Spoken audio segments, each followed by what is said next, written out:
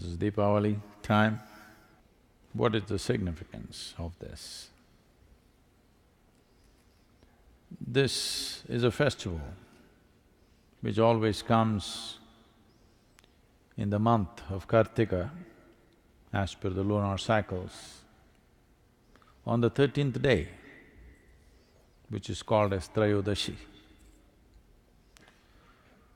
The 13th day of the Kartika month is the festival.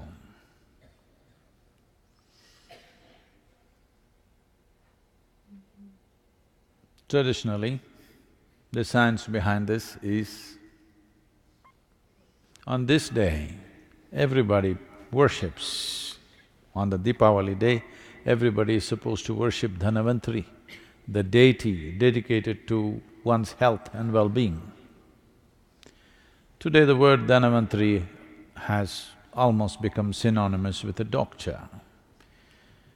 Dhanvantari or the deity Dhanvantari is supposed to be the source of Ayurveda, the science of long and healthy lives.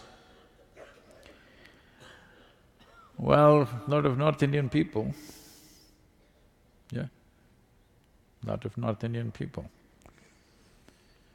So, I don't know when they did this, because the nature of the language is like that.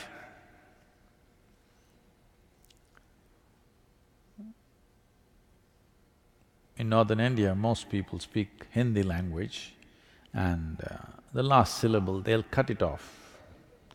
If you say Dhyana Lingam, they'll say Dhyana Ling. If you say Shiva, they'll say Shiv. If you say Rama, they'll say Ram. The language has the habit of cutting off the last syllable always, almost everything. Krishna, Krishna.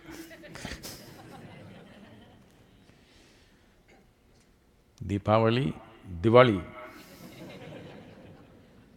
Like this. So someone cut this Dhanvantari and Trayodashi and made it Dhanteras. What was about health became about wealth. Dhan means money. Now everybody thinks Deepavali is about money. Why it is about health is, for those of us who live in the northern hemisphere, it is from this day onwards, certain things change. From the Trayodashi of Kartika Masa, things change. In a way, there is a slowdown of life. So for the winter months, what you should do with yourself, what time you should wake up, what you should eat, how your food habits should change, how your practices should change, for all this traditionally they created a science as to how one should behave to pass through winter months without getting sick, without getting depressed, without losing your sense of balance and purpose in life. How to do this? For this, there was an entire science. Lighting of lamps and bursting of crackers was one of those things, so that you don't slip into a slowdown. There is genetically, there is a dimension, the evolutionary memory within us thinks that as winter months come, whether it actually got cold or global warming kept you warm, that's not the point. The changes have happened. The distance between the planet and the way the planet and the sun are positioned has changed. Because of that, slowdown of life happens. If you were a bear, I believe you were some time ago, you would be hibernating. So there is a tendency for the body to hibernate. If you do not know this, the seed doesn't sprout. Nobody plants a seed from this season to 14th of January in India, because the seed will not sprout fully or will not sprout at the same speed as it would in other seasons. Everything, life slows down in the northern hemisphere. Because life is slowing down, we are preparing to do more energetic things around us so that we don't really slow down and become a part of that. In a way, we are trying to assert our evolution. Yes, if we were some other creature, we would go and curl up somewhere. But now we have become human, we have transcended our biology. Am I assuming too many things?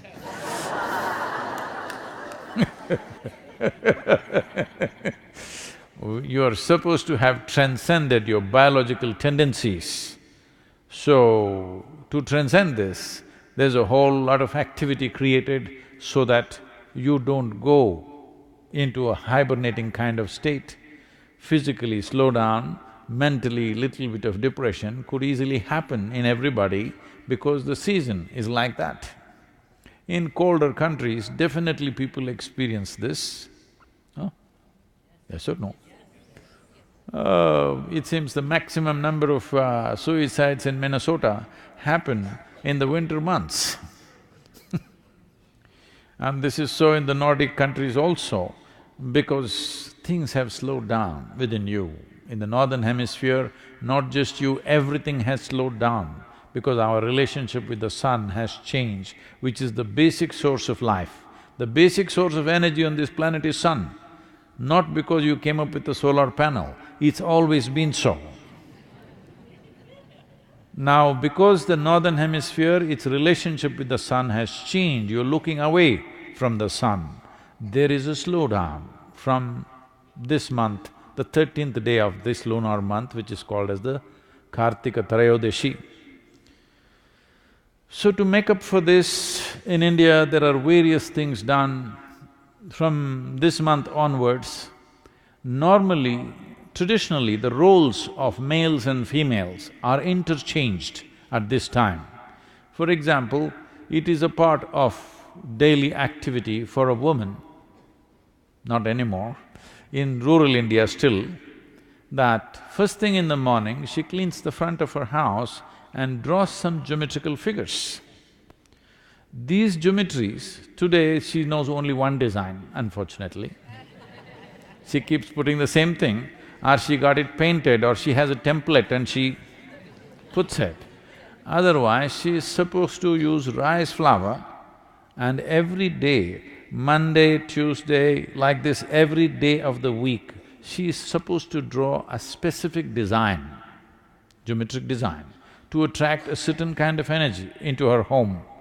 If it's a full moon day, a certain kind of design, if it's a new moon day, a certain kind of design. So 28 patterns were there, which people knew on which day what to put. So during these months, it'll become the duty of the men to do this. And this is the only month where men are supposed to go out singing on the street in the morning. Early morning, they're supposed to go singing on the street. Even today, a small number of people are doing this. In rural India to some extent, in urban India, once again a little bit of revival is happening. If in Mysore city, a group of dedicated people have revived this once again. That early morning, by the time sunrise happens, at that time, they're walking on the street with a drum and singing because the entire town needs this. Today we have become very large cities, otherwise if you lived in a village, everybody who lives there needs this beat of drum and music to reverberate in their system so that they don't hibernate, so that their systems don't slow down.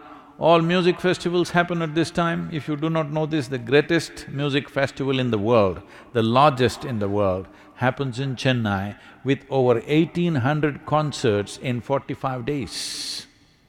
Most of the world does not know such a grand scale of music is happening at this time. All this is done so that people don't become sedate. Your cellular activity does not become hibernative, because this will lead to various other complexities in one's life. So Deepavali is about that. If you cannot see the light, that's why the crackers, so that you anyway wake up. At 4:30 in the morning, they will start bursting crackers all over the town so that everybody wakes up and everybody becomes alive, because it is important in the winter months that you come up before the sun. The first ray of sun should not hit a blade of grass or some other worm or insect. The first ray of sun must hit you. This is the commitment. That is why before sunrise, everybody is out to receive the first rays of sun upon themselves, not upon the ground. So, the significance of the festival has largely been ignored, but still people are singing a bit and bursting crackers a bit. It is time to bring this back, especially in colder weathers. This would be wonderful if some of these things are revived, because Diwali is not a religious festival, it's got something to do with our geographical location on this planet. Because we are in the northern hemisphere, these changes are happening to us, to our bodies, to the plants, to the animals, everything it's happening. You see, everything slows down. But if you slow down within yourself, mentally if you slow down, you will become little dim. Physically if you slow down, you will become susceptible to various other ailments which you may not be susceptible if your body is vibrant and alive. If this body is vibrant and alive, there are 1,000 infections within you right now, but you don't get sick because body is alive and vibrant. If little slowdown happens, all these little things become major problems within you. This is why the whole thing about Dhanvantari, the science of health and well-being, that it must be kept alive till 14th of January, everything must be kept alive. You need music, you need more light, you need lamplight, you need all kinds of things to keep the atmosphere alive for yourself so that you don't sink down and do not become susceptible to various negative forces which are always working upon us. It is just that some are sailing above it, some are sinking into it. So this is the significance of Deepavali. It is Dhanvantari's Trayodashi. North Indian people must connect, don't go on clipping away one syllable and come Dhanvantari becomes Dhan, Trayodashi becomes Tera. Don't keep clipping it away. So, here we are. We are in the middle of a Bhava Spandana on the Deepavali day. Can't be in a better place, can't be in a more vibrant space.